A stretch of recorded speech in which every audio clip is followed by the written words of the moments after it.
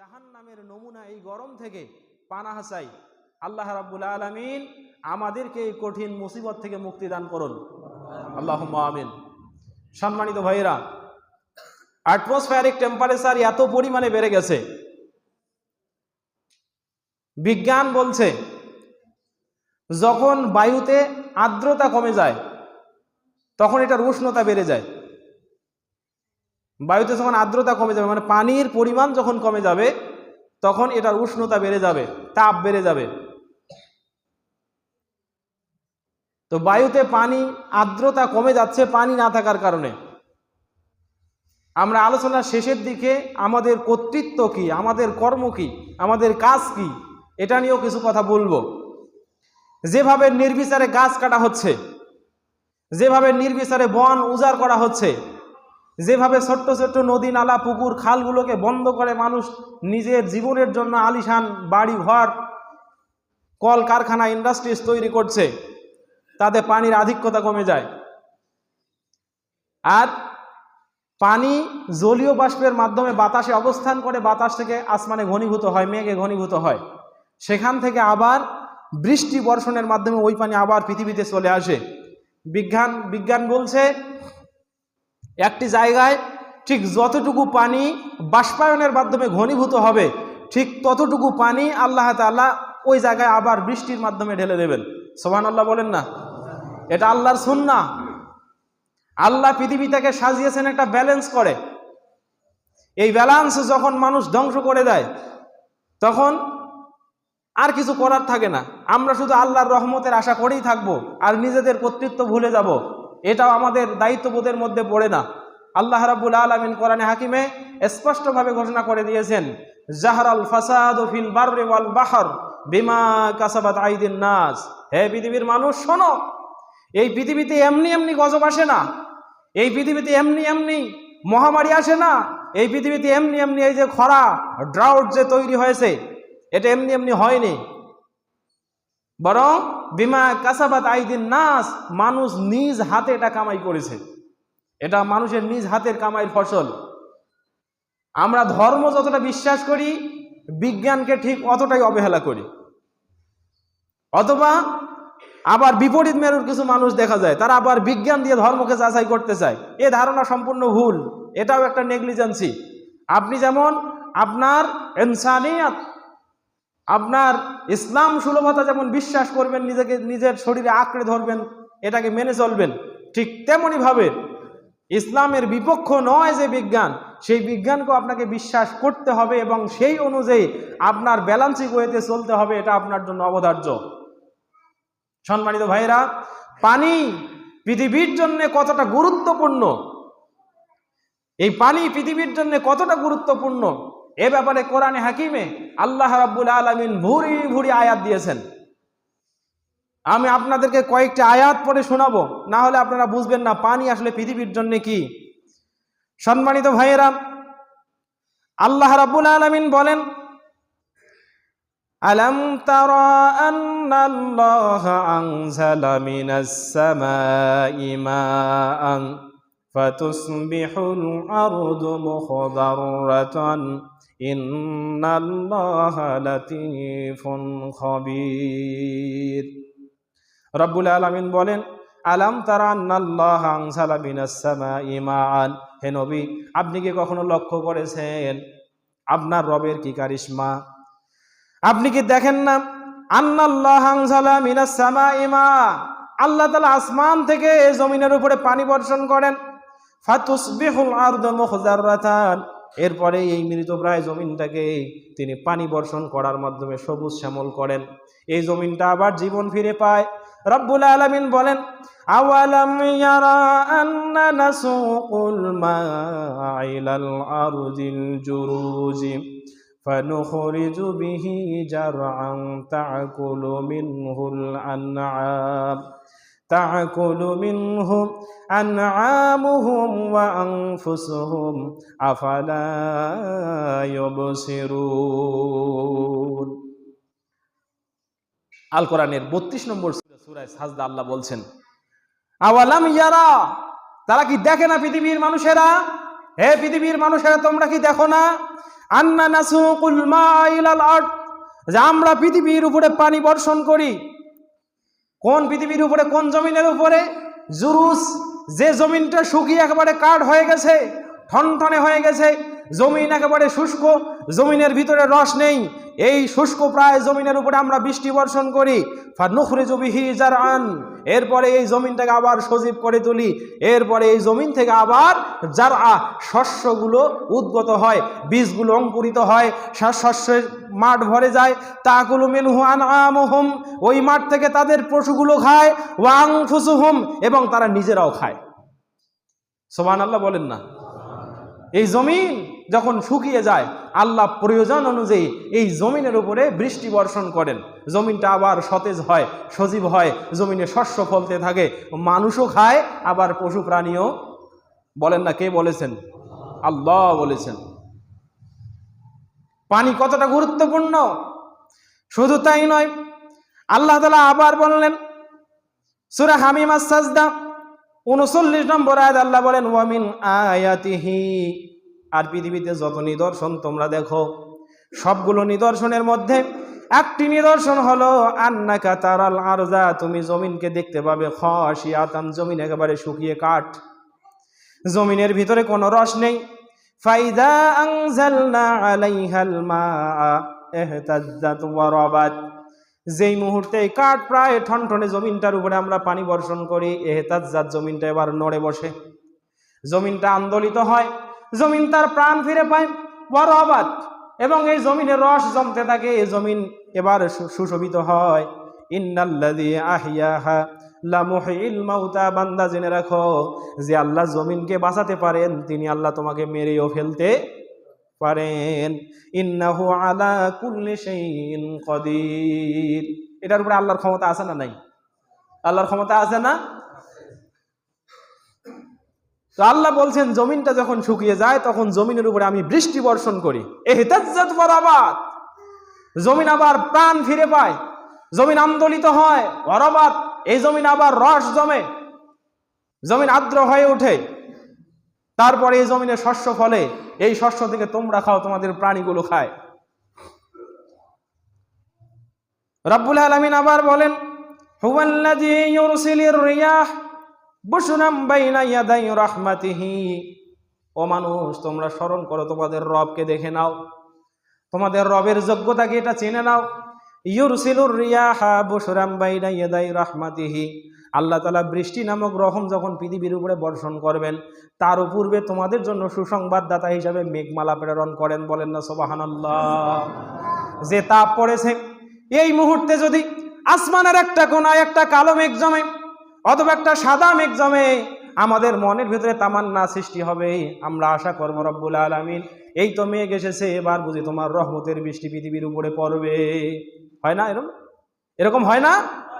এই মুহূর্তে একটা খণ্ড মেঘমালা যদি আসমানে উঠে, আসমানে সৃষ্টি হয়, আমরা সকলেই স্বাভাবিকভাবে বৃষ্টি হলে যেরকম মেঘ লাগে, তার দৃষ্টিতে আল্লাহর কাছে আশা নিয়ে আসমানের দিকে তাকাবো আর সুসংবাদ দেব, হয়তোবা এবার বৃষ্টি আসবে, মনে হয় পৃথিবীর জমিনের শুষ্কতা দূর হবে, আমাদের উপরে আল্লাহর রহমতের বাড়ি পড়বে। বলেন না সুবহানাল্লাহ? আল্লাহু আকবার। রব্বুল আলামিন বলেন হাত্তা ইযা আকাল্লাত সাহাবান সিকালা সুকনাহু লিবালাদিন মাইয়িতিন ফাআনজালনা বিহিল মা, এই মুহূর্তে যখন মেঘমালাগুলো, বাতাসগুলো এসে মেঘমালাগুলো একত্রে পঞ্জীভূত করতে থাকে, মেঘ যখন ভারী হয়ে যায়, সেই মুহূর্তে সুকনাহু লিবালাদিন মাইয়িতিন, আমরা এমন জমিনের দিকে মেঘমালাগুলোকে তাড়িত করি যে জমিনটা শুকিয়ে কাঠ হয়ে গেছে, যে জমিনটা শুষ্ক প্রায়, তার মানে যে জমিনে বৃষ্টি দরকার, আল্লাহ রাব্বুল আলামিন মেঘগুলোকে হাঁকিয়ে হাঁকিয়ে, মেঘ পরিচালনাকারী ফেরেশতাকে বলেন, ফেরেশতা ওই জায়গায় পানি দরকার, তুমি মেঘমালাগুলোকে হাঁকিয়ে হাঁকিয়ে ওই জায়গায় নিয়ে যাও। সুবহানাল্লাহ। রাব্বুল আলামিন বলেন যেই মুহূর্তে ফাংসালনা বিহিল মা, মেঘমালা থেকে যখন বৃষ্টি বর্ষণ করি, ফাখরাজনা বিহি মিন কুল্লিস সামারাত, আমি আল্লাহ বৃষ্টি বর্ষণ করার মাধ্যমে এবার জমিনটাকে সতেজ করে বান্দাদের প্রয়োজনের জন্য যত ফল ফলাদি দরকার সবগুলো উদ্গত করে দেই। সুবহানাল্লাহ। আমার ভাইরা, কোরআন পড়েন, কতগুলো তথ্য আল্লাহ দিয়েছেন। আমি যদি শুধু এইভাবে আয়াত পড়তেই থাকি, আমি আল্লাহর কসম করে বলতে পারি 3 দিন 3 ঘন্টা লাগবে শুধু পানি সম্পর্কিত এই আয়াতগুলো অনুবাদ করে দিতে। সুবহানাল্লাহ বলেন না। আমি আপনাদেরকে বোঝানোর জন্য কয়েকটি আয়াত মাত্র পড়ে শোনাচ্ছি। পানির গুরুত্ব কি, পানির জন্য পৃথিবীর প্রাণীগুলো কতটা হাহাকার করে, এটা আপনাকে বুঝাতে চাই। আল্লাহ রাব্বুল আলামিন বলেন, কাযালিকা নুখরিজুল মাউতা লাআল্লাকুম তাযাক্কারুন, এমনই ভাবে মৃতদেরকে আমি বের করব। তুমি এই শুষ্ক জমিনটা দেখে তোমার অস্তিত্ব কল্পনা করো। যখন জমিনটা শুকিয়ে যায়, ঘাসগুলো মরে যায়, পৃথিবীর কোনো প্রাণী যখন পানি পায় না, সকলে ঊর্ধ্বশ্বাসে আসমানের দিকে তাকিয়ে থাকে। আমি আল্লাহ আবার যখন জমিনে পানি দেই, তখন এই জমিনটা সুশোভিত হয়। জেনে রাখো বান্দা, তুমি যখন মরে যাবে, মরে যাওয়াটাই তোমার জীবনের শেষ মনে করো না। মনে রাখবে, আমি আল্লাহ যেমন মৃতপ্রায় জমিনকে সজীব করে আবার প্রাণ চঞ্চলতা সৃষ্টি করতে পারি, তেমনই ভাবে তোমাকেও আবার কবর থেকে উঠাবো, হিসাবের জন্য দাঁড় করাবো, হিসাব করে জান্নাতে কিংবা জাহান্নামে দেব। এ ব্যাপারে কোনো সন্দেহ, বলেন সন্দেহ আছে? সম্মানিত ভাইরা, আল্লাহ এবার ঘোষণা করছেন, ওয়াল্লাযী নাজ্জালা মিনাস সামাই মাআম বিকদারিন, জেনে রাখো বিশ্ববাসী, আমি প্রয়োজন অনুযায়ী পানি বর্ষণ করি। আল্লাহ পানি বর্ষণ করেন প্রয়োজন অনুসারে, এটা নির্ধারিত। ফাআনশারনা বিহি বালদাতাম মাইতা, এরপরে মৃতপ্রায় জমিনকে এটা দ্বারা আমরা জীবন দান করি। সম্মানিত ভাইরা, শুধু আল্লাহ তাআলা পানি বর্ষণ করে এই জমিনকেই যে বাঁচিয়ে তোলেন এমনটা নয়, বরং এই পৃথিবীতে আসমানের নিচে জমিনের উপরে যত মুভিং ক্রিয়েচার আছে, যত চলনশীল প্রাণী আছে, যত স্থির প্রাণী আছে, যত পদার্থ আছে, যত জীবন কণা আছে, সবগুলোর জীবনের নির্যাস হলো পানি। আল্লাহ তাআলা সবগুলোকেই পানি থেকে সৃষ্টি করেছেন, বলেন না সুবহানাল্লাহ। কোথায় আছে? আল কোরআনের 21 নম্বর সূরা, সূরা আম্বিয়া 30 নম্বর আয়াতে আল্লাহ তাআলা ঘোষণা করছেন, আওয়ালাম ইয়ারাল্লাযীনা কাফারু আন্নাস সামাওয়াতি ওয়াল আরদা কানাতা রাতকা ফাফাতাকনাহুমা ওয়াজআলনা মিনাল মাই কুল্লা শাইইন হাই আফালা তুমিনুন।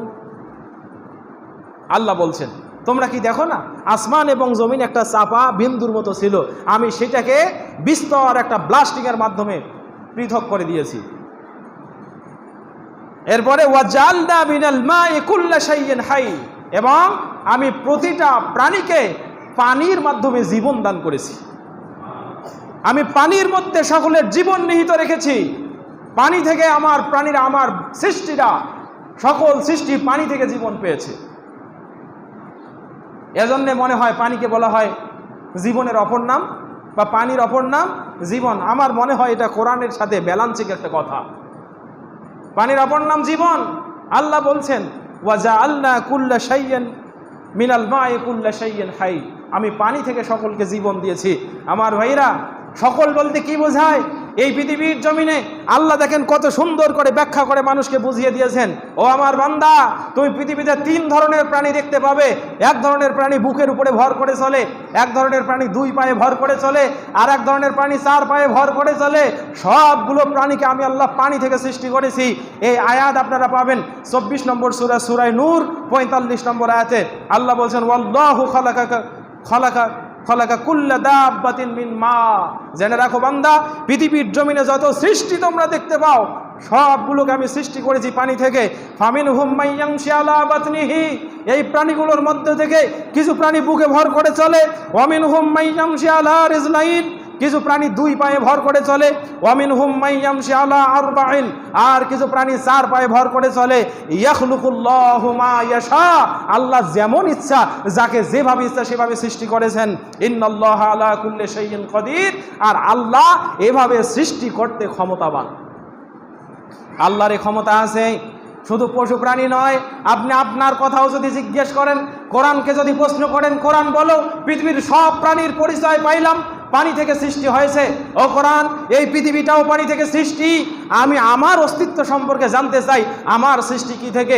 কোরআন আপনাকে সুন্দর করে উত্তর দিয়ে দিবে। 25 নম্বর সূরা, সূরা ফুরকানের 54 নম্বর আয়াতে আল্লাহ বলছেন, ওয়া হুয়াল্লাযী খালাকা মিনাল মাই বাশারা যদি বুঝে থাকেন, আল্লাহ বলছেন ওয়া হুয়াল্লাযী, তিনি তোমার সেই সত্তা যিনি তোমাকে সৃষ্টি করেছেন মিনাল মা, পানি থেকে। কি থেকে? পানি থেকে। ওয়া হুয়াল্লাযী খলাকা মিনাল মাই বাশারা, আল্লাহ মানুষকে সৃষ্টি করেছেন পানি থেকে। জেনে রাখা ভালো হয়, আরবিতে মাউন মানে পানি। বলেন তো আরবিটা কি? মাউন, মিম আলিফ হামজা, মাউন। মাউন মানে পানি। আল্লাহ বলছেন আমি তোমাদেরকে পানি থেকে সৃষ্টি করেছি। ফাজালাহু নাসাবাও ওয়া হিজরা ওয়া সিহরা, এরপরে আমি তোমাদেরকে বংশে বিভিন্ন গোত্রে রূপায়ণ করেছি এবং তোমাদের বংশ পরম্পরা পৃথিবীর জমিনে কিয়ামত পর্যন্ত জারি রাখার জন্য আমি বৈবাহিক একটা সম্পর্ক তৈরি করে দিয়েছি। বলেন না সুবহানাল্লাহ। মানব বংশ টিকে থাকবে বিবাহের উপরে, আল্লাহ সে সিস্টেম বলে দিয়েছেন এখানে। আমি তোমাদেরকে সৃষ্টি করেছি পানি থেকে, এরপরে বিভিন্ন গোত্র, দল, উপদল, সাদা, কালো, ধলো, বোকা, চালাক, বিভিন্ন স্টেজে তোমাদেরকে পৃথিবীতে পাঠিয়েছি। আর তোমাদের এই জন্য আমি আল্লাহ তোমাদেরকে বৈবাহিক সূত্র মানে বিবাহ তোমাদের উপরে ফরজ করে দিয়েছি। সুবহানাল্লাহি বিহামদিহি। আল্লাহ তাআলা এই জন্য সুন্দর করে বলছেন ফালইয়ানজুরিল ইনসানু মিম্মা খুলিকা, পৃথিবীর জমিনের মানুষদের ভাবা উচিত, মানুষদের ভেবে নেওয়া উচিত। মিম্মা খুলিকা, কি থেকে তাদেরকে সৃষ্টি করা হয়েছে, তার সৃষ্টির মূল কোথায়, তার সৃষ্টির অস্তিত্ব কোথায়।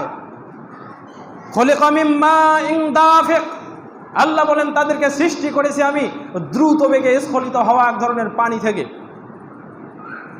পিতার বীর্য থেকে, মায়ের বক্ষবেণী থেকে যে রস বের হয় সেই রস থেকে, এটাও পানি। আল্লাহ বলছেন ইয়াখরুজু মিন বাইনিস সুলবি ওয়াত তারাইব, এই দ্রুত বেগে স্খলিত পানিটা বের হয় পিতার মেরুদণ্ড থেকে আর মায়ের বক্ষবেণী থেকে। সুবহানাল্লাহি বিহামদিহি। আল্লাহ এই অস্তিত্বে আমাদেরকে সৃষ্টি করেছেন। আমার ভাইরা, এতক্ষণ পর্যন্ত আমি যে এই 6 থেকে 7টা আয়াত আপনাকে পড়ে শোনালাম, কি বুঝলেন? পানির গুরুত্ব পৃথিবীর জমিনে আছে না নাই? পানির গুরুত্ব আছে না নাই? আছে, ঢের আছে। এই পৃথিবীর জমিনে পানি তো তখনই বন্ধ হয় যখন পৃথিবীর মানুষগুলো আল্লাহকে ভুলে যায়। এই পৃথিবীর জমিনে পানি তো তখনই বন্ধ হয় যখন পৃথিবীর মানুষ আল্লাহর দেওয়া পানিতে পৃথিবীতে শস্য উৎপাদিত হয়। আর এই শস্য থেকে মানুষ যখন যাকাত বন্ধ করে দেয়, তখনই আল্লাহ রাব্বুল আলামিন আসমান থেকে বৃষ্টি বর্ষণ করা বন্ধ করে দেয়। বললেন হুজুর, বলবেন হুজুর বানিয়ে বললেন নাকি?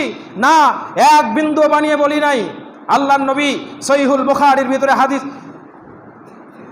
সুনানে আবু দাউদ, এরপরে নাসাই, ইবনে মাজার ভিতরে হাদিসখানা এসেছে। আল্লাহর নবী একদিন মেম্বারে দাঁড়িয়ে আকস্মিক বললেন, ইয়া মাশারাল মুহাজিরিন, হে মুহাজিরেরা শোনো, হে আমার সাহাবীরা শোনো, খামসুন ইযাবতুলিতুম বিহিন্না আউযু বিল্লাহি আইন তুদরিকুহুন্না, হে আমার সাহাবীরা শোনো, 5টা বিষয় পৃথিবীর জমিনে প্রকাশ হবে, তবে আমি আল্লাহর কাছে পানা চাই যেন তোমাদের উপরে বর্ষিত না হয়। 5টি জিনিস, 5টি মহাবিপদ পৃথিবীর জমিনে আসবে। আমি পানা চাচ্ছি আল্লাহ যেন এই 5টা বিপদে তোমাদেরকে পতিত না করে। বলেন না আমিন? আমিন বলেন। অপর হাদিস এসেছে খামসাতুলে খামসিন, 5টি বিষয়ের জন্য 5টি বিষয়, মানে 5টি ইবাদতের জন্য 5টি পুরস্কার, অথবা 5টি ইবাদত ভুলে যাওয়ার জন্য 5টি গজব। আপনি এভাবেও হাদিসটা বুঝে নিতে পারেন। আমি সার অনুবাদ করে শোনাচ্ছি। আল্লাহর নবী বলেন, শুনে রাখো, পৃথিবীর জমিনে 5টি গজব তখনই আসে যখনই 5টা পাপ পৃথিবীর জমিনে প্রকাশ পায়। 1, লাম তুজহারিল ফাহিশাতু, যখনই পৃথিবীর জমিনে ফাহিশা বৃদ্ধি পায়, প্রকাশ্যে অশ্লীলতা বৃদ্ধি পায়, ফি কাউমিন, কোন গোত্রের মাঝে, হাত্তা ইউলিনু বিহা ইল্লা ফাশা ফিহিমুত তাউন ওয়াল আউজা আল্লাতী লাম তাকুন মাযাত ফি আসলাফিহিম আল্লাযীনা মাযাও। আল্লাহর রাসূল সাল্লাল্লাহু আলাইহি ওয়াসাল্লাম বলছেন, যখনই পৃথিবীর জমিনে প্রকাশ্যে ফাহিশা বৃদ্ধি পাবে, যখন মানুষগুলো অশ্লীলতায় নিমজ্জিত হবে, তখনই আল্লাহ রাব্বুল আলামিন মহামারী তাদের ভিতরে সৃষ্টি করে দেবেন এবং এমন কিছু নতুন নতুন রোগ দিয়ে দেবেন যে রোগগুলো তাদের পূর্বের মানুষদের ছিল না। কি বুঝলেন মুসলমান? ভালো করে ধরে থাকবেন এই 5টি পাপ, 5টি শাস্তি। 1, ব্যক্তি যদি ফাহিশায় লিপ্ত হয় তাহলে আল্লাহ হঠাৎ মৃত্যু বাড়িয়ে দেবেন, তাউন প্লেগ রোগ বাড়িয়ে দেবেন, এখন তো প্লেগ তত দেখা যায় না, কিন্তু হার্ট অ্যাটাক আছে না নাই? আজ থেকে 50 বছর আগে এখন যেমন মানুষ হার্ট অ্যাটাকে চোখের সামনে মরে যায়, 50 বছর আগে গতাচিত বোধহয় 2-1টা শোনা যাইতো নাকি একেবারে শোনা যাইতো না, আল্লাহ আলাম। আমরাও খুব ছোটবেলায় হার্ট অ্যাটাকের এই মরণটা এটা খুব বেশি শুনিনি। এখন যেমন শুনছি আমাদের কত তাগড়া যুবক জুয়ান ভাই আমাদের সে বয়সেও ছোট, এই যে চোখের সামনে পড়লো আর মরে গেল। তো আল্লাহর রাসূল কি বলছেন, যেই মুহূর্তে ফায়সা বাড়বে ওই মুহূর্তে এমন কিছু রোগ বেড়ে যাবে যে রোগগুলো তোমাদের পূর্বের মানুষদের মধ্যে ছিল না। এই যে করোনা আসছে না, কয়েক কোটি নাকি কয়েক লক্ষ মানুষ মারা গেল। যদিও করোনাকে আমরা মুসলমানেরা খুব বেশি পাত্তা দেয়নি, কিন্তু সচেতন তো ছিলাম, তাই না? তো মারা যে গেল তাদের হিসাব কিভাবে হবে? তাদের হিসাব যেভাবে হোক, এখানে হিসাবেরও একটা পদ্ধতি আছে, আল্লাহ সেভাবে হিসাব করবেন। আমরা সেদিক যাচ্ছি না। এরপরে দ্বিতীয় নম্বর, আল্লাহর রাসূল সাল্লাল্লাহু আলাইহি ওয়াসাল্লাম বলেছেন, জেনে রাখো, ওয়ালাম ইয়ানকুসুল মিকয়াল ওয়াল মিজান ইল্লা উখিযা বিসসিনিন ওয়া শিদ্দাতিল মাউনাত ওয়া জাওরিস সুলতান আলাইহিম। বান্দারা জেনে রাখো, ও মুসলমানরা ভালোভাবে জেনে রাখবেন, ওয়া ইযা ইয়ানকুসুল মিকয়াল, যেই মুহূর্তে মানুষ দাড়ি পাল্লায় কম দেবে, নেওয়ার সময় বেশি নেবে, দেওয়ার সময় কম দিবে, ওয়াল মিজান, দাড়ি পাল্লায় কার্পণ্যতা করবে। আল্লাহ রাব্বুল আলামিন কোরআনে হাকিমে তো ওই কথা বলছেন, ফাওয়াইলুল লিল মুতাফফিফিন ওয়াইলুল লিল মুতাফফিফিন আল্লাযীনা ইযা ক্তালু আলান নাস ইয়াস্তাওফুন ওয়া ইযা কালুহুম আও ওয়াজানুহুম ইউখসিরুন। রাব্বুল আলামিন বলছেন, ওই মানুষদের জন্য ধ্বংস যে মানুষেরা নেওয়ার সময় বেশি নেয়, দেওয়ার সময় কম দেয়। ওয়া ইযা কালুহুম ইউখসিরুন, যেই মুহূর্তে তারা অন্যকে মেপে দেয় তখন তার দাড়িটা হেলে না, বরং উপরে উঠে। তো যেই মুহূর্তে মানুষ মাপে কম দিবে তখন শাস্তিটা কি হবে? আল্লাহ বলছেন কি, উখিযা বিসসিনিন, তাদেরকে পাকড়াও করা হবে ড্রাউট দিয়ে, দুর্ভিক্ষ দিয়ে। আপনি মাপে যদি মানুষকে কম দেন আপনার বাড়িতেই অভাব হবে, এ কথা বলেছেন বিশ্বনবী মুহাম্মদ সাল্লাল্লাহু আলাইহি ওয়াসাল্লাম। সুতরাং মিজানে দায়িত্ববোধ আছে না নাই? পাল্লাতে দায়িত্ববোধ আছে না নাই? যেই মুহূর্তে নেবেন বেশি করে নেবেন আর দেওয়ার সময় কম দেবেন, তো আপনার বাড়িতে আকাল পড়বে না, আপনার গ্রামে আকাল পড়বে না, এই বিশ্বে আকাল পড়বে না, তখন পড়বে কোথায়? দেখেন আজকে এই যে রোদ, এটার সাথে পুরা হাদিসটা সামঞ্জস্যশীল। মাঠে ময়দানে ধানের ক্ষেত বসে যাচ্ছে, আপনাদের ইরি ধানের যে গাছ, এটার যেরকম সুরত থাকা দরকার অনেক এলাকায় সেই সুরত নেই। অনেকে বলছে বৃষ্টি না হওয়ার কারণে এটা হচ্ছে। শুকনা মৌসুমের পোকামাকড় বৃদ্ধি পাচ্ছে। আল্লাহ তাআলা যেভাবে বৃষ্টি দেওয়া দরকার, অন্তত 20 মিলিমিটার 20 সেন্টিমিটার বৃষ্টি প্রতি মাসে হওয়া দরকার ছিল, আল্লাহ সেটা দেননি পুরো 1 মাস থেকে। শরীরের পৃথিবীর ভারসাম্য ব্যালেন্স নষ্ট হচ্ছে। তো আল্লাহ বলছেন কি, যেই মুহূর্তে মিজানে কম দিবে ওই মুহূর্তে তোমাকে আমি দুর্ভিক্ষ দিব। ওজনে কম দেওয়া, ওজনে বেশি নেওয়া, এটা কিসের কারণ? দুর্ভিক্ষের কারণ। ভালোভাবে মনে রাখবেন, ফাহিশা বৃদ্ধি পেলে হঠাৎ রোগ বাড়বে, আর ওজনে কম দিলে আল্লাহ তাআলা দুর্ভিক্ষ দেবেন, বৃষ্টি কমিয়ে দেবেন। অথবা ক্ষেত খামার এমনিতেই মরে যাবে, ফসল উৎপাদিত হবে না, পানি থাকলেও হবে না, এটার নাম দুর্ভিক্ষ। এরপরে আল্লাহ বলছেন তৃতীয় নম্বর, ওয়ালাম ইয়ামনাউজ যাকাতা আমওয়ালিহিম ইল্লা মুনিউল কাতরা মিনাস সামা ওয়ালাউলাল বাহাইমু লাম ইউমতার। এই কথাটুকু এই জায়গাটাতে সবচেয়ে বেশি কার্যকর। আল্লাহ বলছেন, যেই মুহূর্তে পৃথিবীর জমিনে মানুষেরা মানাউজ যাকাত মুনিউল কাতর, যেই মুহূর্তে মানুষ জাকাত দিতে অস্বীকার করে, নিসাব পরিমাণ সম্পদের জাকাত যেই মুহূর্তে মানুষ বের করে না, সেই মুহূর্তে আল্লাহ আসমান থেকে বৃষ্টি বন্ধ করে দেন।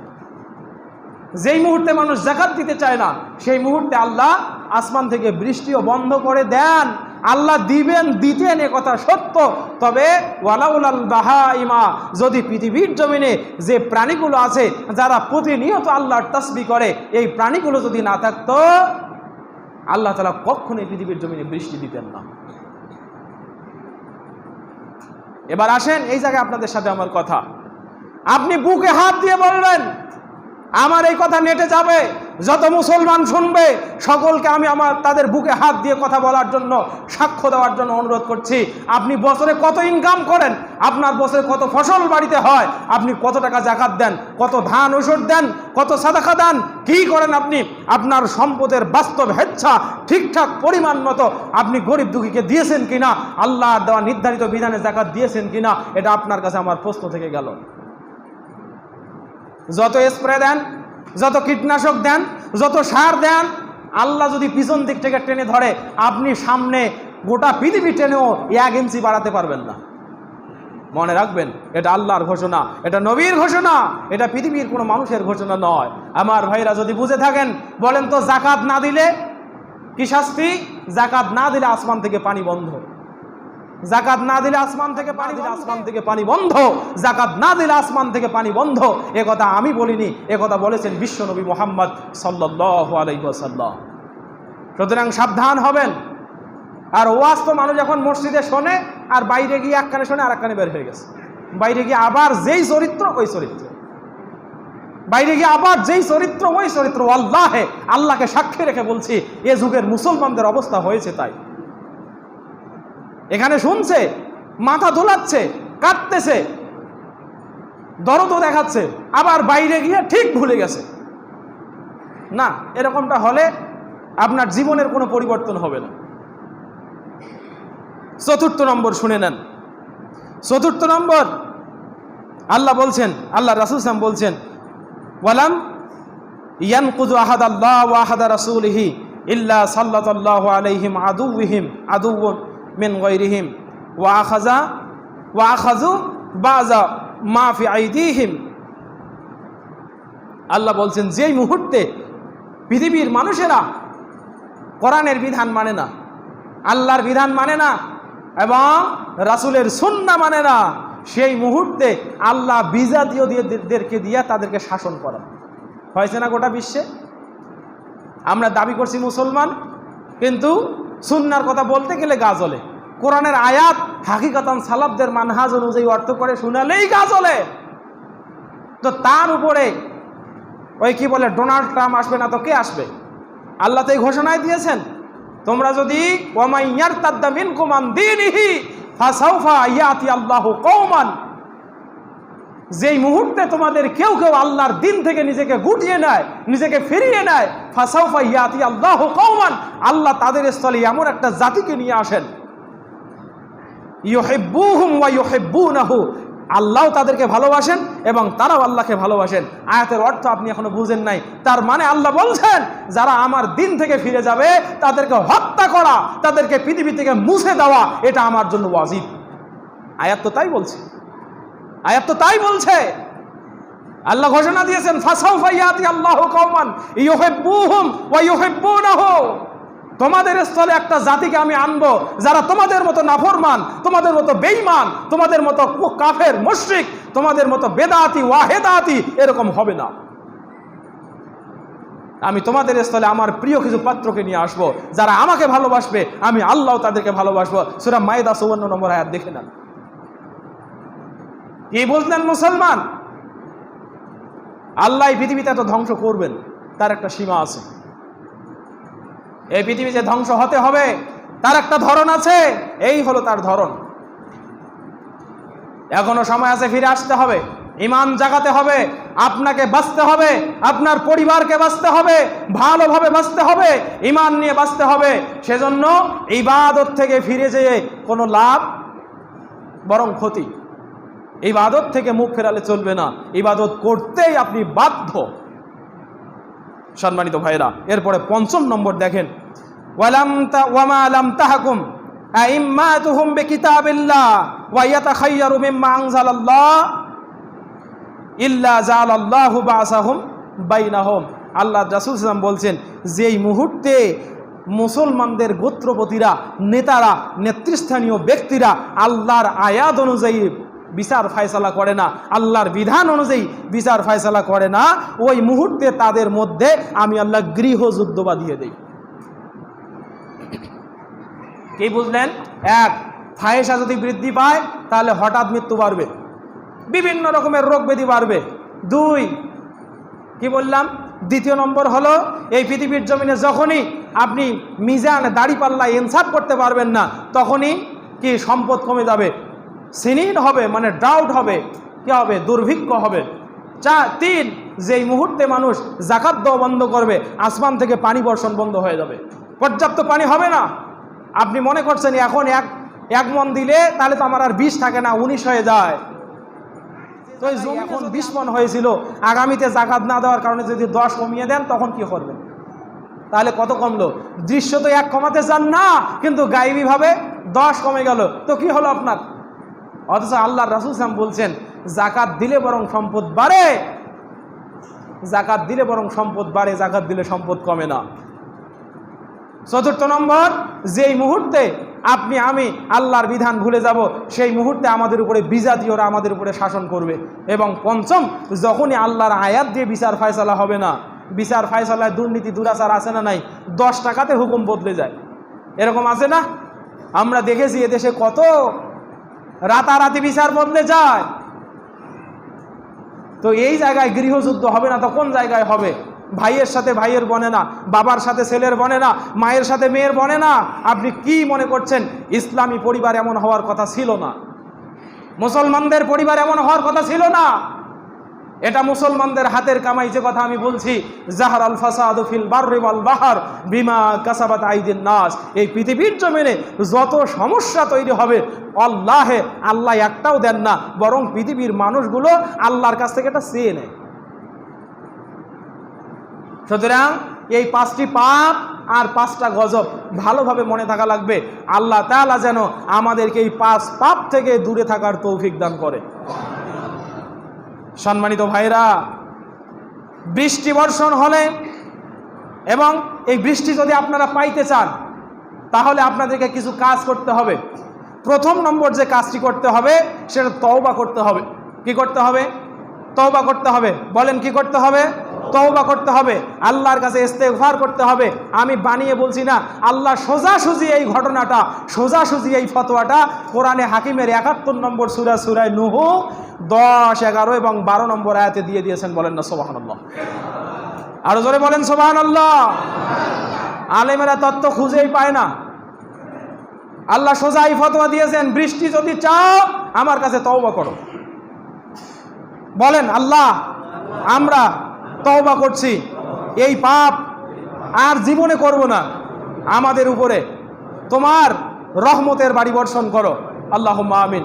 এবার শোনেন আল্লাহ যে ঘোষণাটা দিয়েছেন। আল্লাহ বলছেন ফাকুল তুস্তাগফিরু। আল্লাহ নূহ আলাইহিস সালামের মাধ্যমে কথাটা বলাচ্ছেন। নূহ আলাইহিস সালাম তার জাতিকে দাওয়াত দিচ্ছেন, বলছেন আল্লাহ ইন্নী দাউতু কওমি লাইলা ওয়া নাহারা। ও আল্লাহ, রাতে ডেকেছি, দিনে ডেকেছি, ফালা ইয়াজিদুহুম দুআই ইল্লা ফিরারা। আল্লাহ তারা আমার ডাক শোনার পরে শুধু ভেগেছেই আমার উপরে তারা ঈমান আনে নাই। এরপরে বলছেন আল্লাহ, এরপরে তার জাতিকে, এই যে জাতি ভাগতেছে, জাতির উপরে অনেক সমস্যা। নূহ আলাইহিস সালাম এবার বলছে, হে আমার জাতি, তোমরা শোনো, তোমরা আল্লাহর কাছে তওবা করো, তোমরা আল্লাহর কাছে ইস্তেগফার করো। তিনি বলছেন ফাকুল তুস্তাগফিরু। আল্লাহকে বলছেন, আল্লাহ আমি তাদেরকে বলেছি ইস্তাগফিরু রাব্বাকুম, তোমরা তোমাদের রবের কাছে ক্ষমা চাও, তোমরা তোমাদের রবের কাছে তওবা করো, ইন্নাহু কানা গাফফারা। জেনে রাখো, তোমরা ক্ষমা চাইলেই আল্লাহ এমন তোমাকে ক্ষমা করে দেবেন। তোমরা ক্ষমা চাইলেই আল্লাহ তোমাদেরকে ক্ষমা করে দেবেন। ইন্নাহু কানা গাফফারা, তিনি ক্ষমাশীল। এটা তো ইসমে ফাইলে মুবালাগার সেগা, তিনি অসীম ক্ষমাশীল, তার ক্ষমার কোনো সীমা নাই, তিনি অসীম ক্ষমা নিয়ে বসে আছেন। আরে তোমরা তো একটা টুকরা নিবে না, তোমরা একটা বিন্দু নিবে না, তোমরা একটা পরমাণুও নিতে পারবে না আল্লাহর ক্ষমার। তো তোমার ক্ষমা চাইলে সমস্যা কি? তুমি আল্লাহর কাছে ক্ষমা চাও। ইস্তাগফিরু রাব্বাকুম ইন্নাহু কানা গাফফারা, তিনি ক্ষমাশীল। আর তিনি যখন তোমাকে ক্ষমা করবেন তখন পুরস্কার হিসেবে কি দিবেন জানো? ইউরসিলিস সামা আও ইউরসিলু মিনাস সামাই আলাইকুম মিদরারা, তিনি আল্লাহ তোমাদের উপরে খুশি হয়ে বৃষ্টি দিয়ে দেবেন। কি দিয়ে দেবেন? বৃষ্টি দিয়ে দেবেন। বলেন তো, বৃষ্টির প্রাপ্যতা নিহিত আছে কিসে? আল্লাহর কাছে ক্ষমা চাওয়ার মাঝে। আল্লাহর কাছে ক্ষমা চান, নিজের পাপের জন্য তওবা করেন, পাপ থেকে ফিরে আসেন, আল্লাহর কাছে ক্ষমা চান কায়মন বাক্যে, ইবাদতে দাঁড়িয়ে আল্লাহর কাছে পাপগুলো সঁপে দিয়ে আল্লাহকে বলেন, আল্লাহ জীবনে এত পাপ করেছি, আল্লাহ এটা আমার অগোচরে হয়ে গেছে, জানে হয়েছে, না জেনে হয়েছে, প্রকাশ্যে হয়েছে, গোপনে হয়েছে, রব্বুল আলামিন ছেড়ে দিলাম, আজ থেকে আর পাপ করব না, আল্লাহ তুমি আমাদেরকে ক্ষমা করো। নূহ আলাইহিস সালাতু ওয়াস সালাম বলছেন, আমি আমার জাতিকে ঘোষণা দিলাম, জাতি হে আমার জাতের মানুষ, তোমরা যদি আল্লাহর কাছে ক্ষমা চাও, এক আল্লাহ তোমাদেরকে ক্ষমা করে দেবেন, ইন্নাহু কানা গফফার, তিনি অসীম ক্ষমাশীল, তোমরা ক্ষমা পাবেই। আমি নবী বলছি, ইউরসিলুস সামা আলাইকুম মিদরারা, আর আল্লাহ খুশি হয়ে তোমাদের উপরে বৃষ্টি দান করবে। কোরআনের এই ফতোয়া আজও পৃথিবীতে আছে, আজও জীবন্ত কোরআন পৃথিবীতে আছে। মানুষ শুধু কোরআনের কাছে স্যারেন্ডার হওয়া বাকি, মানুষ শুধু কোরআনের কাছে আত্মসমর্পণ করা বাকি, মানুষ শুধু মেনে নেওয়া বাকি। মেনে নিলেই এই পৃথিবীটা আবার সোনার পৃথিবীতে পরিণত হবে ইনশাআল্লাহ। শুধু তাই নয়, ওয়ায়ুমদিদকুম বিআমওয়ালিন ওয়া বানিন, তিনি আল্লাহ তোমাদের সন্তান বাড়িয়ে দেবেন, তোমাদের সম্পদ বাড়িয়ে দেবেন। ওয়াইয়াজআল লাকুম জান্নাতিন ওয়াইয়াজআল লাকুম আনহারা, তিনি আল্লাহ তোমাদের ক্ষেত খামার বাড়িয়ে দেবেন। জান্নাত মানে আপনার ফলের বাগান, আপনার ধানের বাগান, আপনার কাঁঠালের বাগান, আপনার আমের বাগান, এখানে জান্নাত মানে হলো বাগান। তিনি আল্লাহ তোমাদের ফলের বাগানগুলো বৃদ্ধি করতে থাকবেন। ওয়া আনহারা, এবং পৃথিবীতে তোমাদের জন্য সুমিষ্ট পানির ঝর্ণা নদী বৃদ্ধি করে দেবেন। আর এখন আমরা শুধু নদী মারছি। এই যে রংপুরে শ্যামা সুন্দরী নদী আছে না নাই, নদীর নাম শ্যামা সুন্দরী। কয়েকদিন আগে পেপারে আসলো শ্যামা সুন্দরীর কি বেহাল অবস্থা। যার নাম সুন্দরী তার সামনে দাঁড়ালে গন্ধের নাক রাখা যায় না। তো সুন্দরী নামটা ঠিক হলো? নদীটার যত্ন করা উচিত ছিল রংপুর শহরে যারা দায়িত্বশীল। এই নদীটা মুক্ত করে দেন, পানির ফ্লো আবার দীর্ঘায়িত করে দেন, নদীতে পানি চলবে, নদীতে সুন্দর সবুজ শ্যামল বাগান করে দেন, দুই দিকে বৃক্ষরোপণ করেন, নদীটাকে সুন্দর করেন, এখানে মানুষ বসার ইবাদত করার জায়গা তৈরি করে দেন, এখানে পশু পাখি বসবে, এখান থেকে ফল ফলাদি পশু পাখি খাবে, এই পৃথিবীর জমিনে আবার নতুনভাবে এই নদীটার আবাদ হবে, রংপুর শহরের উপরে আল্লাহ রহম করবেন। সুবহানাল্লাহ বলেন না? ও মুসলমান, এটা হলো ইসলামী আকীদা, এটা হলো ইসলামী সুলুক। আর তাহলে 1 নম্বর তওবা করতে হবে। 2, আপনাকে সুন্নতি জীবন সর্বদাই পালন করতে হবে। এতক্ষণ পর্যন্ত যত কথা বলেছি সবগুলো সুন্নতি জীবনের কথা, আমি এই পয়েন্টটা এড়িয়ে গেলাম। 3 নম্বর, আপনাকে সাধ্যমতো বৃক্ষরোপণ করতে হবে। এই পৃথিবীর অ্যাটমসফিয়ারিক টেম্পারেচার যদি আমরা নিয়ন্ত্রণ করতে চাই, তাহলে র্যান্ডমলি আমরা যে গাছ কাটছি এটা চলবে না। আমরা যদি একটা কাটি, ওর আশপাশ আরও 4টা লাগাতে হবে।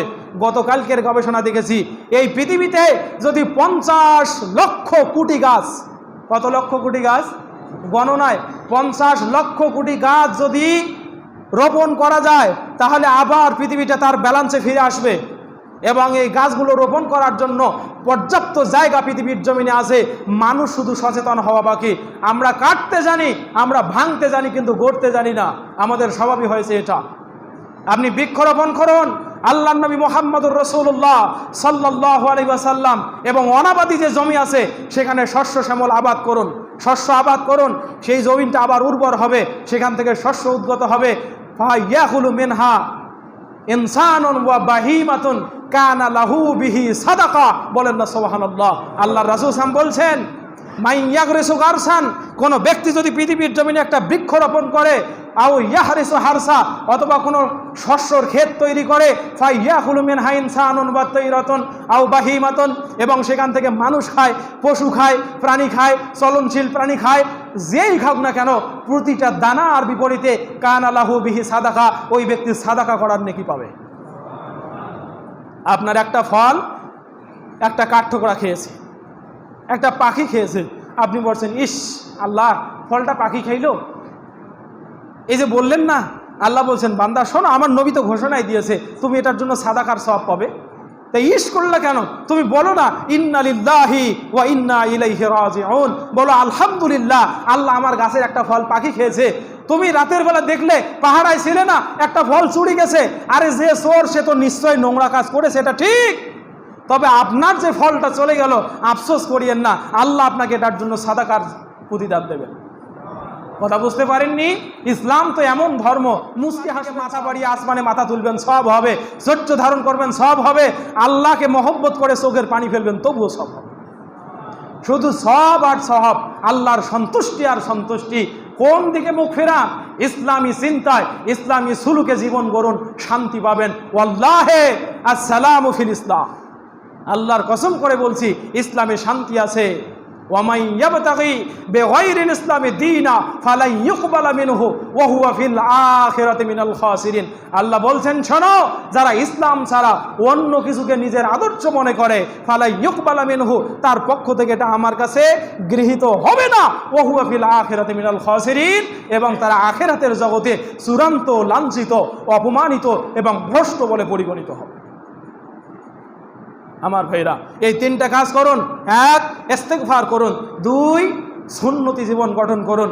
তিন, পারতপক্ষে এই পৃথিবীটাকে আবার সজীব সুন্দর করার জন্য আপনার হাতে বৃক্ষরোপণ করুন। অনাবাদি যত জমি আছে এই জমিগুলো কর্ষণ করুন, জমিন অনাবাদি ফেলে রাখবেন না। আল্লাহর রাসূল সাল্লাল্লাহু আলাইহি ওয়াসাল্লাম এইদিকে উৎসাহ দিয়েছেন, এবং এখান থেকে যদি আপনার অগোচরে কিছু চলেও যায় তাহলে কি পাবেন বলেন তো? বলেন কি পাবেন? হ্যাঁ, ওয়াজ বুঝতে হবে, সাদাকার সওয়াব পাবেন। আল্লাহ তাআলা আমাদেরকে বুঝে বুঝে এভাবে চলার তৌফিক দান।